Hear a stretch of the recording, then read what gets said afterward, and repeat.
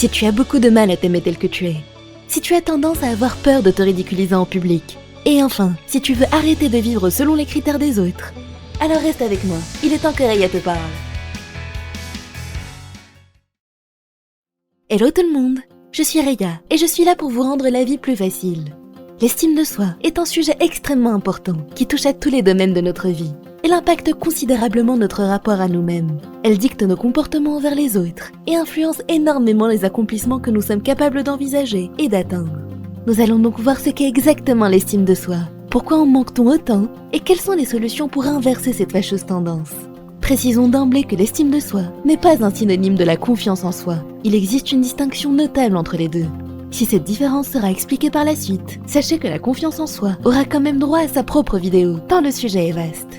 Vous êtes prêts? C'est parti! L'estime de soi, c'est quoi? L'estime de soi se compose de 3 piliers. L'amour de soi, qui est notre faculté à nous aimer sans condition. C'est l'attention et le soin que l'on se porte. L'image de soi, qui est notre niveau de bienveillance envers nous-mêmes. C'est comment on se voit, comment on se parle et la façon dont on se juge. Et la confiance en soi, qui est notre capacité à agir malgré la possibilité de se tromper. C'est la foi en nos capacités.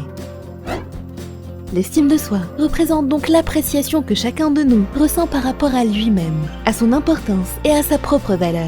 Il est important de comprendre qu'avoir une bonne estime de soi ne se fait pas en se comparant aux autres, et encore moins en voulant se sentir supérieur à eux. Il s'agit uniquement de vous, envers vous-même. Vous devez reconnaître que vous avez de la valeur, et qu'elle a autant son importance que celle de n'importe qui d'autre. Vous êtes né avec vos propres talents et vos propres dons, que vous en ayez conscience ou non, qu'importe ce que les autres peuvent en dire. Une autre manière de comprendre l'estime de soi est de l'imaginer comme l'estimation de la distance qu'il y a entre la personne que nous croyons être maintenant et la personne que nous souhaitons être. Plus la distance entre les deux est grande, et plus notre estime de nous-mêmes est basse. Comment reconnaître une faible estime de soi? Une personne avec une faible estime de soi est donc une personne qui a tendance à ne pas s'aimer, à avoir une mauvaise image d'elle-même et à manquer de confiance dans ses prises de décision. En pratique, elles peuvent avoir beaucoup de mal à répondre par l'affirmatif à ces questions. Est-ce que je suis une bonne personne? Est-ce que je mérite d'être aimée? Est-ce que je m'aime? Certains types de comportements peuvent également être très parlants. Si vous repoussez constamment ce que vous avez à faire par exemple, c'est peut-être par peur de ne pas être à la hauteur, et donc d'échouer. Si vous vivez votre vie passivement, sans vous donner les moyens d'atteindre des objectifs et vos rêves, c'est sûrement parce que vous pensez ne pas être capable d'accomplir quoi que ce soit. L'isolement de son côté peut montrer que vous pensez être un fardeau pour les autres et ne pas mériter leur intérêt ni leur amour. Faire plaisir aux autres au point de complètement oublier vos propres besoins peut aussi montrer que vous pensez être moins important que votre entourage. Vous pouvez même vous considérer inutile et nul au point d'être incapable d'accepter le moindre compliment sans avoir l'impression qu'il soit faux. Notez qu'il ne faut pas forcément cumuler tous ces comportements pour manquer d'estime de soi, mais partez de l'idée que presque tout le monde subit ce manque, chacun à son propre niveau. Pourquoi on manque d'estime de soi? Le niveau d'estime de soi dépend des événements que nous rencontrons dans la vie, spécialement durant notre enfance. Elle s'appuie sur les valeurs morales reçues par nos parents, par nos enseignants et par nos amis, mais aussi de leur soutien et de leur réaction face à nos réussites et à nos échecs. Si vous avez reçu des paroles encourageantes, bienveillantes et de solides valeurs morales, vous aurez presque toujours une bonne estime de vous-même. Si au contraire vous n'étiez pas encouragé, mais plutôt discriminé ou réprimandé, vous aurez une faible estime de vous-même. N'en voulez pas pour autant à vos proches ou à votre entourage. Ils ont fait ce qu'ils pensaient être bon et juste pour vous. Maintenant que vous avez passé le cap de l'enfance et que vous avez conscience de votre manque d'estime, vous n'avez plus d'excuses. Il vous faut passer à l'action pour inverser la tendance. Construire sa propre estime de soi. Voici 7 moyens pour retrouver l'estime de vous-même. Selon vos propres besoins, certains seront plus parlants que d'autres. Transformez votre dialogue intérieur. Personne au monde n'est juge plus sévère sur nous que nous-mêmes. Nous avons des milliers de pensées négatives par jour, qui nous répètent sans cesse des messages démotivants et pessimistes. C'est la répétition de ce dialogue intérieur négatif pendant plusieurs années qui donne une image de soi négative. La première chose à faire est de ne pas essayer de résister à cette voix, et encore moins de tenter de la faire taire par la simple volonté. Ce n'est pas la bonne méthode. Soyez d'abord pleinement conscient de ce dialogue intérieur, puis apprenez à vous en détacher. Pour vous aider à y arriver, il existe la méthode bien connue des affirmations positives. Elle consiste à faire une liste d'affirmations vous concernant et se les répéter plusieurs fois par jour. Vous pouvez ainsi utiliser 3 types d'affirmations. celle qui commence par « je suis », celle qui commence par « je peux », celle qui commence par « je vais ». Les affirmations positives fonctionnent pour une raison simple. Vos pensées négatives, qu'importe pourquoi et à cause de qui, c'est vous qui les avez créées dans votre esprit. L'idée, c'est que si vous pouvez créer des pensées négatives avec le temps, vous pouvez également créer des pensées positives de la même manière sur la durée. Et avec une pratique régulière, il est possible de se créer une seconde voix, cette fois-ci bienveillante. La voix pessimiste restera là quoi qu'il arrive, mais vous ne lui donnerez plus autant de force qu'avant. Vous allez vous dissocier d'elle et devenir le spectateur silencieux de cette voix qui s'acharne sur vous, tout en donnant de la force à cette seconde voix bienveillante qui veut uniquement votre bien. Acceptez qui vous êtes.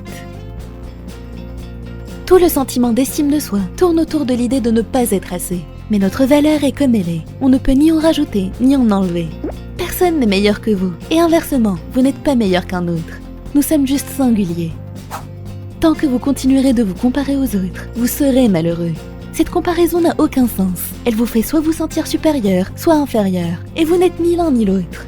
La seule personne avec qui vous devriez être en compétition, c'est avec la personne que vous étiez hier, pour faire toujours mieux qu'aujourd'hui. Au lieu de vous comparer à quelqu'un, inspirez-vous plutôt de cette personne pour faire les changements voulus et vous améliorer personnellement. Il en va de même avec la société en général. Agissez en accord avec vous-même, soyez aligné avec votre propre système de valeurs, peu importe ce que votre entourage veut de vous. Vivez votre vie et non celle des autres.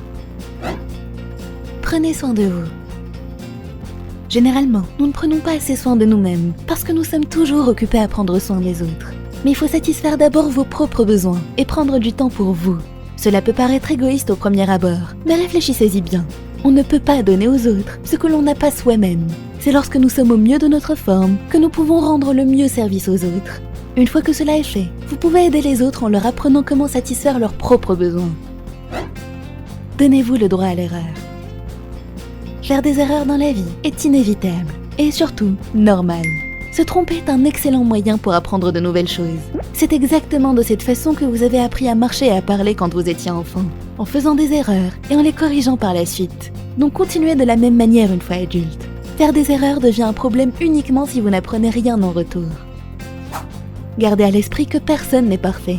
Acceptez de vous tromper et agissez sans vous soucier de votre image. C'est uniquement en acceptant que se tromper est normal et humain que vous ne serez impacté ni par le ridicule, ni par l'échec. Gérez la critique.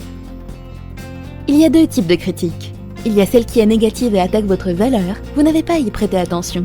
Restez le plus calme et distant possible. Ne perdez pas votre temps et votre énergie sur des choses sur lesquelles vous n'avez aucun contrôle et qui vous obligent à rester focus sur des aspects négatifs. Agissez sur vos pensées, vos actions et vos émotions. Le second type de critique est celle qui est justifiée par ce que vous avez fait ou dit. Elle ne remet donc en cause qu'un comportement ciblé plutôt que votre valeur en tant que personne. Si vous avez effectivement tort, acceptez la critique et excusez-vous. Recevoir les critiques des autres, même quand elles sont constructives, n'est jamais agréable, mais c'est un excellent moyen pour apprendre ou pour mieux faire la prochaine fois. Pardonnez à vous-même et aux autres. Peu de monde en a conscience, mais pardonner aux autres est d'abord un cadeau que l'on se fait à soi-même. Avoir du ressentiment à être en colère contre quelqu'un est plus nocif pour vous-même que pour n'importe qui d'autre.